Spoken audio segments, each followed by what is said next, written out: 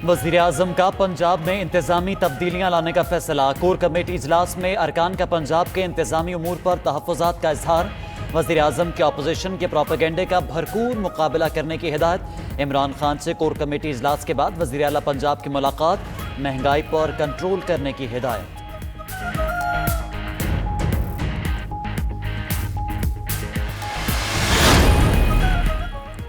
वज़ीर आज़म से बाबर अवान की अहम मुलाकात। फॉरेन फंडिंग पर हक़ाइक़ कौम के सामने लाने की हिदायत। बाबर अवान का वज़ीर कानून और अटॉर्नी जनरल से भी राब्ता। फॉरेन फंडिंग केस की तफसीलात पर तबादला ख्याल। आज न्यूज़ कॉन्फ्रेंस में तफसीलात सामने लाएंगे।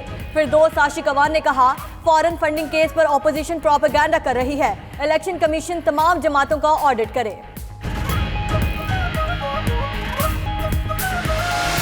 अगर इस केस में कुछ भी नहीं है तो फिर इन्होंने ये अपने इलेक्शन कमीशन से क्यों ताउन नहीं किया? अगर आप 23 बैंक अकाउंट्स का जिक्र नहीं करेंगे तो वो एक सीरियस कंसर्न होगा। फिर आपके फॉरेन कंट्रीज में बैंक अकाउंट्स हैं, वो उन बैंक अकाउंट्स का जिक्र नहीं किया जो कि इलीगल है, जो एक political party, Pakistan political party बाहर नहीं रखती। फंडिंग केस में कुछ नहीं तो रुकावटें क्यों खड़ी की? अकबर एस बाबर ने कहा, 10 अक्टूबर का फैसला नाफिज किया जाए तो घर जाना पड़ेगा। नून लीगी रहनुमा मोहम्मद जुबैर ने प्रोग्राम क्रॉस टॉक में कहा, अकाउंट्स का जिक्र नहीं किया तो गैर कानूनी होगा। तहरीक इंसाफ बताए पैसा किसने भेजा और गैर कानूनी तरीके से क्यों मंगवाया गया।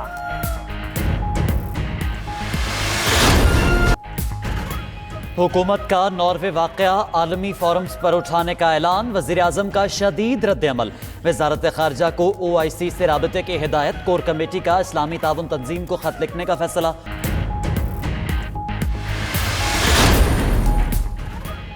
मौलाना फजलुर रहमान का 26 नवंबर को ऑपोजिशन की ऑल पार्टीज कॉन्फ्रेंस बुलाने का ऐलान। मुस्लिम लीग नून ने ऑपोजिशन की APC में शिरकत की हामी भर ली। ऑपोजिशन लीडर शहबाज शरीफ ने पार्टी का वफ़द तश्कील दे दिया। राजा जफरुल हक, एहसन इकबाल, अयाज सादिक और अमीन मकाम शरीक होंगे।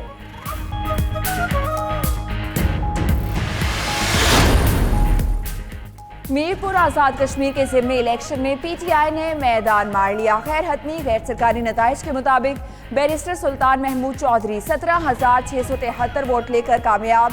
नून लीग के सोहेब सईद 14,813 वोट लेकर दूसरे नंबर पर रहे। नून लीग के चौधरी सईद की नाअहली पर LA3 मीरपुर की सीट खाली हुई थी। पाकिस्तान और ऑस्ट्रेलिया के दरमियान पहला टेस्ट। पाकिस्तान को 1 इनिंग्स और 5 रन से शिकस्त। कौमी टीम दूसरी इनिंग्स में 335 रन बना सकी। बाबर आजम 104 और मोहम्मद रिजवान 95 रन बनाकर भी टीम को शिकस्त से ना बचा सके। मिचेल स्टार्क ने मैच में 7 विकेटें हासिल की। ऑस्ट्रेलिया को सीरीज में 1-0 की बरतरी।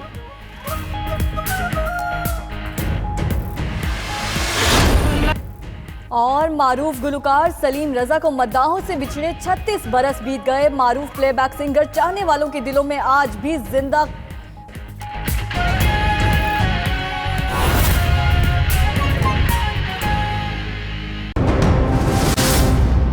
पाकिस्तान की गवर्नमेंट हर वक्त क्लोज टच में है कि किसी ना किसी तरीके से जो मजालिम वहाँ ढाए हैं, मोदी गवर्नमेंट ने वहाँ से तकरीबन 12 से 13 हज़ार यंग लड़के 12 साल से लेकर 17 साल तक उनको उठाकर वहाँ से ले गए हैं। और आपने देखा होगा कि वहाँ के जो रिटायर्ड जर्नैल हैं वो किस किस्म की गलत किस्म की गुफ्तगू कर रहे हैं उनकी ख़वातीन के बारे में। तो इससे आपको अंदाज़ा हो जाना चाहिए कि वो जो मोदी का माइंडसेट है और वो जो प्रेजुडिस है, जो बायस है और जिस किस्म की उन्होंने वहाँ एक फ़िज़ा कायम की है, वो शायद दुनिया में आपको कहीं नहीं मिलती। ये बात ठीक है कि 7-8 ममालिक में मुख्तलिफ मूवमेंट्स चली हुई हैं। चीले में चली हुई है, लेबनान में चली हुई है, इराक़ में है, शाम में है और ममालिक में मूवमेंट्स अवाम की चली हुई हैं। पर इस किस्म का जो लॉकडाउन है उसकी मिसाल आपको 21st सेंचुरी में दुनिया में इस वक्त आलमी सतह पर कहीं नहीं मिलेगी। और अब वक्त आ गया है कि UN सिक्योरिटी काउंसिल को इसके ऊपर कोई ना कोई रास्ता अख्तियार करना पड़ता है। और हाल ही में आपने देखा होगा कि पाकिस्तान ने एक रेजोल्यूशन मूव किया, जो हमारे नए परमानेंट रिप्रेजेंटेटिव हैं, उन्होंने न्यूयॉर्क में 81 ममालिक के साथ मिलकर एक करारदाद पास की है कि दुनिया में जहाँ जहाँ सेल्फ डिटर्मिनेशन नहीं हुई, खुद इदारियत उसको होना चाहिए, यानी कि सेल्फ डिटर्मिनेशन। जो प्लेबसाइट 2 ही पहलू थे हमारे, जिसके तहत ये UN सिक्योरिटी रेजोल्यूशंस 11 हुई थी, और उसमें 2 बुनियादी असूल क्या थे। नंबर 1 कि कश्मीर एक मुतनाज़ा इलाका है, डिस्प्यूटेड एरिया, आज भी है। इसीलिए 16 अगस्त को UN सिक्योरिटी काउंसिल का इजलास 54 साल के बाद हुआ। नंबर 2 कि यहाँ प्लेबसाइट के ज़रिए, वोट के ज़रिए, फ्री विल के ज़रिए एक इम्पार्शल, फेयर, ट्रांसपेरेंट इलेक्शन होना चाहिए, और मेरा ख्याल में वो वक्त आने वाला है। और यही बात हमारे जो मुनीर अकरम साहब हमारे नए नुमाइंदा हैं यूनाइटेड नेशंस पे, उन्होंने इसमें करारदाद 3 दिन पहले पास कराई है यूनाइटेड नेशंस के मेंबर साहिबान से, और हम उम्मीद करते हैं कि कोई ना कोई इसके तरीक़ाकार। आपने देखा होगा कि बैनुल अक़वामी सतह पर जो भी हमारी प्रेस है वो इस पर एक बहुत पाकिस्तान का जो मौक़िफ़ 17 साल से नहीं अपना रहे थे उसको अपनाना शुरू कर दिया।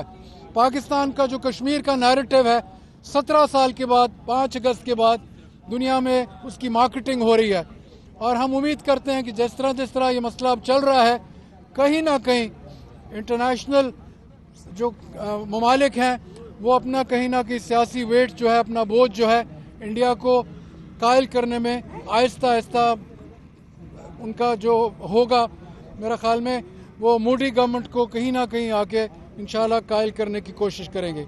इन्हीं अल्फाज के साथ मैं आपका शुक्रिया अदा करता हूं। ये फरमाइएगा 111 दिन हो गए हैं कर्फ्यू को वहाँ पर, आपकी बातों से तो लगता है मुकदमा बड़ा ज़बरदस्त पेश किया गया है आलमी सतह पर, लेकिन गवर्नर हाउस में एक कंसर्ट रखा जाता है फिर मनसूख कर दिया जाता है। क्या कश्मीर इन कंसर्ट्स के जरिए, म्यूजिकल कंसर्ट्स के जरिए आज़ाद करवाया जाएगा?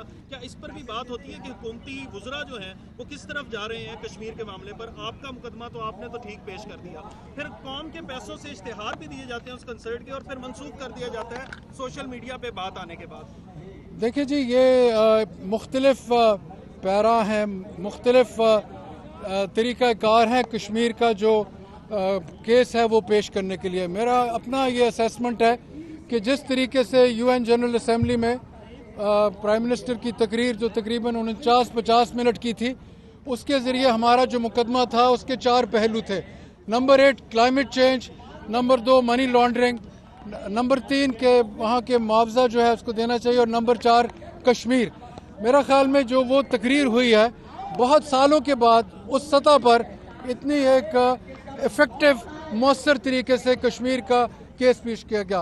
हाल ही में 3 हफ्ते पहले मैंने खुद speaker national assembly Asad Qaiser साहब के साथ मैं गया था, तो उनको कहीं और जाना था, तो इंटरनेशनल पार्लियामेंट्री यूनियन जिसके 179 ममालिक हैं, मैंने खुद 7 मिनट कश्मीर का केस पेश किया था। और मैं ये समझता हूँ कि आहिस्ता आहिस्ता हाल ही में हमने और फिर एक स्पीकर्स कॉन्फ्रेंस हुई थी इस्तांबुल में, वहाँ भी मैं उनके साथ गया हुआ था, और वहाँ भी हमने जो 6 ममालिक वहाँ आए थे जिसमें चाइना, रशिया, ईरान, तुर्की, अफ़गानिस्तान और पाकिस्तान, यही बातें जो थी हमने मेरा ख्याल में अपने तरीके से उनको कायल भी किया है काफ़ी हद तक। और हमें उम्मीद है कि जो पाकिस्तान का केस है, क्योंकि ये सही है, अदल और इंसाफ पर इस बेस है इसकी, मैं उम्मीद करता हूँ कि इंशाअल्लाह कश्मीरियों को जल्द कोई ना कोई रिलीफ मुहैया होगी। जैसे अभी आपने कहा कि इमरान खान की डोनाल्ड ट्रंप से बात हुई और खान साहब ने कहा कि आपने सारसी की पेशकश की थी और अभी तक उसके ऊपर कोई पेशरफ नहीं हुई, तो उसके जवाब में उन्होंने क्या कहा कि कब तक मतवक्को है कोई पेशरफ होगी वहाँ से? बैनुल अक़वामी सतह पर जब इस किस्म की गुफ्तगू होती है तो अमूमन तारीखें शायद नहीं दी जाती, वो कोई ना कोई तरीका अख्तियार यकीनन कर रहे होंगे, क्योंकि पाकिस्तान का आज भी एक बहुत अहम रोल है आलमी सतह पर। और जिसलिए पहली मरतबा जब प्राइम मिनिस्टर इमरान खान को मदऊ किया था अमेरिका ने, एक वजह से किया था कि पाकिस्तान अमेरिका और तालिबान के दरमियान एक रास्ता अख्तियार करने में कोई पीस या अमन क्रिएट कर सकता है। मैं ये समझता हूँ कि अमन नहीं होगा जब तक कश्मीर का कोई ना कोई फैसला नहीं होगा। अफगानिस्तान बहुत ज़रूरी है कि वहाँ अमन हो, और उतना ही ज़रूरी अगर ज़्यादा नहीं तो कश्मीर में भी अमन होना चाहिए। अच्छा, अफगानिस्तान पर तो बहुत जल्दी इम्प्लीमेंट हो जाती है, उनके ऊपर फैसले भी रहा हो जाते हैं। जब प्राइम मिनिस्टर की और डोनाल्ड ट्रंप की बात होती है, उतनी जल्दी जो है वो कश्मीर के ऊपर होता हुआ कुछ नज़र नहीं आता। देखिए जी, बैनुल अक़वामी सतह पर, आलमी सतह पर जो वर्ल्ड ऑर्डर है, जो एक अपनी सतह है, हर ममालिक के मल्टीलैटरल इंटरेस्ट होते हैं, उनके अपने स्ट्रेटेजिक इंटरेस्ट होते हैं, उनके अपने स्टेट इंटरेस्ट होते हैं, उनके अपने नेशनल इंटरेस्ट होते हैं, और वो फिर उसको तोल के और उसके मुताबिक फैसला करते हैं।